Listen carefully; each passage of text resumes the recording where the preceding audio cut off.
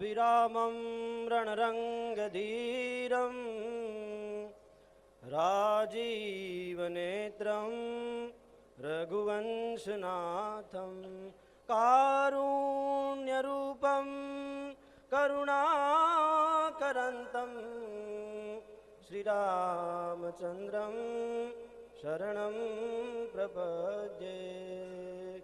બોલો સુખરામ બાપુની જય. સુખરામ કહે ભય મટે તત્પર થાવ તૈયાર, નામ નિશાની નાથની હાથ લઈ લો હથિયાર. આજની આ ધર્મસભામાં ઉપસ્થિત મારા પૂજ્ય સંતો એવં આપ સર્વ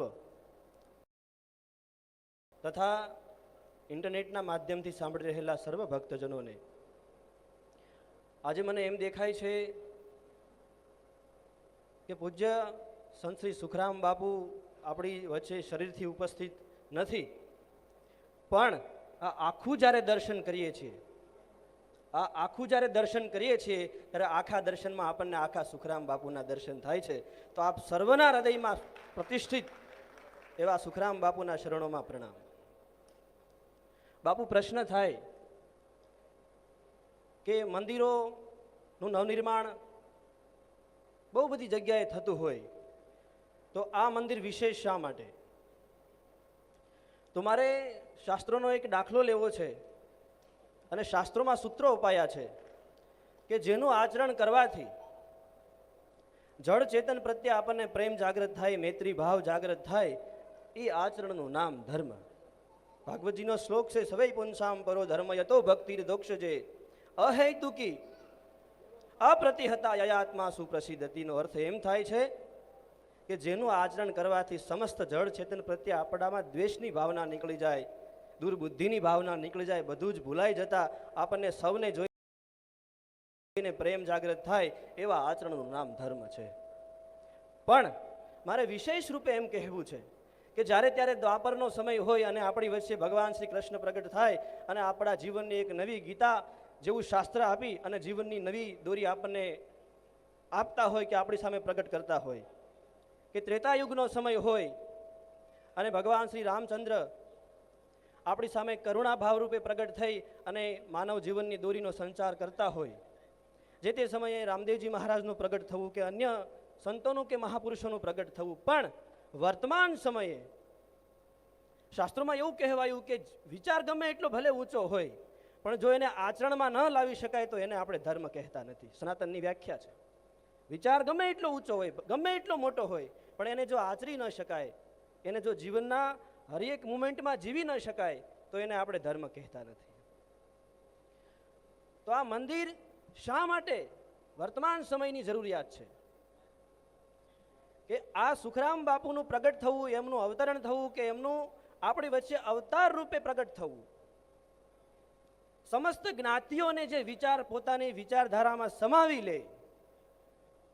બહુ હાર્દ છે વાક્યમાં કે સમસ્ત જ્ઞાતિઓની, કે સમસ્ત સંપ્રદાયોની, કે સમસ્ત ઈશ્વરની વિવિધ પૂજા પદ્ધતિઓને પોતાના એક વિચારની અંદર જે સમાવી લે, એવું સ્વરૂપ આપણા સંત શ્રી સુખરામ બાપુનું સુખવિલાસમાં પ્રગટ થયેલું સ્વરૂપ છે. એટલા માટે વર્તમાન સમયની શું જરૂરિયાત છે કે માનવના મનની વચ્ચે કે હૃદયની વચ્ચે જે ભેદની દિવાલો ઊભી કરે છે, એને અભેદ કોણ કરે? અને એને જે અભેદ કરે ને, એને જ આપણે વર્તમાન સમયનો અવતાર કહેવો જોઈએ. વર્તમાન સમયે જેને આશરી શકાય, વર્તમાન સમયે જેને જીવનમાં લાવી શકાય, એને જ આપણે અવતાર કહી શકાય. તો મારે એમ કહેવું છે કે બાપુનું આ સ્વરૂપ સુખવિલાસ રૂપે કે અજાસક વ્રત રૂપે આપણી સામે પ્રગટ થવું. અજાસક એટલે કે માંગવું નહીં, જાસવું નહીં, યાસવું નહીં, કેવળ અને કેવળ આપવું, લીધા વગર આપવું. મેં ગઈ વખતે પણ કીધું કે લીધા વગર અપાય એવું આ દુનિયામાં એક જ તત્વ છે, એને આપણે ઈશ્વર કહીએ છીએ, કે એને આપણે બ્રહ્મ કહીએ છીએ. પડદે રહીને વાલો પોષણ કરાવે, જગતનો એ જીવાડનારો બાપુનું પદ છે આપણી સામે. આ મંદિરમાં શા માટે આપણે તન મન ધનથી સમર્પિત થવું જોઈએ? કારણ કે બાપુ ખાલી નહીં યાચવું એમ નહીં, પણ બાપુ એમ કીધું કે દિન પ્રતિ દિલથી દુબજાને ટાળી અને નેશળ નામ રટી લેવું. આપણે દિનને જોઈને એમ કહીએ એ તો એના કર્મ ભોગવે છે, બાપુ એમ કહેવાની મનાઈ કરે છે. જો તું આ પરંપરાનો માણસ છે તો તું એવું ક્યારેય ન કહી શકે કે એ એના ખરાબ કર્મનું ફળ ભોગવે છે. નહીં, બાપુ એમ કહે છે કે દિન પ્રતિ દિલથી, ખાલી વાણીથી, ખાલી ભાષાથી નહીં, દિન પ્રતિ દિલથી દુબજાને ટાળી નેશલ નામ રટી લેવું. મૂર્ખ જન કો માન આપીને સેવટ કો સુધારે યહી મત્તા હે મહાપુરુષ કા. સુખરામ બાપુનો સુખવિલાસ. આ ગ્રંથનું તમે એક એક હાર્દ જુઓ. હું એમ કહું છું કે આ બાપુનું મંદિર થાય છે એમ નહીં, આ બાપુનો સુખવિલાસ માનવના વિચારમાં પ્રગટ થાય છે. અને જેની વર્તમાન સમયે જરૂર છે. આપણને એમ થાય કે એ સમયે જ્યારે વ્યાસજીએ ગીતા લખી છે, ભગવાન શ્રી કૃષ્ણ બોલ્યા અને અર્જુન સાંભળ્યા, એમાં આપણને 2 અક્ષર લખવા મળ્યા હોત તો બાપુ કેટલું આમ હૃદયની સાથે આમ સિતરી નાખે એવું કે ગીતામાં આપણને કદાચ ભગવાનની સાથે બોલાયેલા વાક્યમાં 2 અક્ષર લખવા મળ્યા હોત તો. કારણ કે એ સમયે વર્તમાન સમયને એ સમયને ગીતાની જરૂરિયાત હતી. અત્યારે આપણે ગીતા, હું એમ કહું છું કે સુખવિલાસ છે. તો આ સુખવિલાસમાં તો બાપુના અક્ષરમાં આપણે ટાંક ના બેસાડી શકીએ, પણ આ સુખવિલાસ અત્યારે જે આપણી સામે પ્રગટ થાય છે એમાં આપણે તન મન ધનથી સમર્પિત થઈ જ જવું જોઈએ. આ આપણો ધર્મ છે. ધર્મ એટલે શું? જેને આશરી શકાય. ધર્મ એટલે શું? જેને જીવી શકાય. જે માનવની વચ્ચે રહેલી હૃદયની ભેદની દિવાલોને તોડી નાખે. તો આપણે આપવાનું નથી, આપણે આપણું પોષણ કરવા માટે આમાં સમર્પિત થવાનું છે. આપણે શું આપી શકીએ? શું છે આપણું આપણે આપી શકીએ? આ પંચમહાભૂત અસ્તિત્વના છે. આ પંચમહાભૂત અસ્તિત્વનું છે. આપણે આમથી લઈને આમ કરીએ એ અસ્તિત્વનું આપણે ખાલી નિમિત્ત માત્રમ ભવ સવ્ય સાચીન છીએ. ઘણા પાસે ઘણું બધું હોય, પણ આમ આપવાની પરંપરા નો વિચાર જે મળે છે ને એને જ આપણે સનાતની પરંપરા કહીએ છીએ ને. એને ગીતા કહે છે કે ત્યાગાત શાંતિરંતરમ. ત્યાગ કરતા વેત જ હૃદયમાં શાંતિ સ્થપાય. શાંતિનું નામ જ સનાતન ધર્મ છે.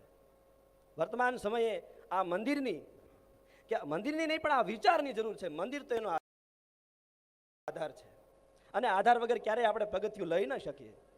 આધાર મજબૂત હોય ને એ વિચાર ફાલે ફૂલે. અને કોઈ પણ સંપ્રદાય, કોઈ પણ વિચાર હોય પોતાના ગ્રંથના પાયા ઉપર જ ઊભો હોય.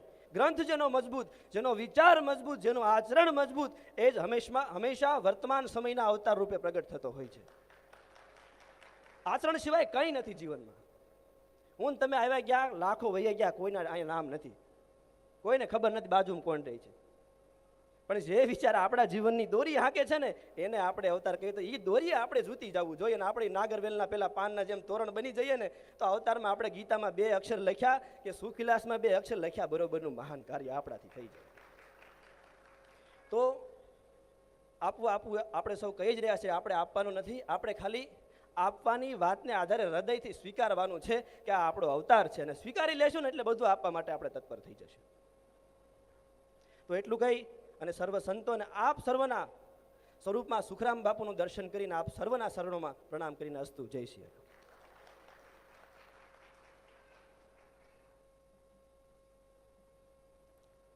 ધન્યવાદ. પુનઃ એક વખત પ્રેમથી પૂજ્ય શ્રી અભયરામ બાપુને આપણે વધાવી લઈએ.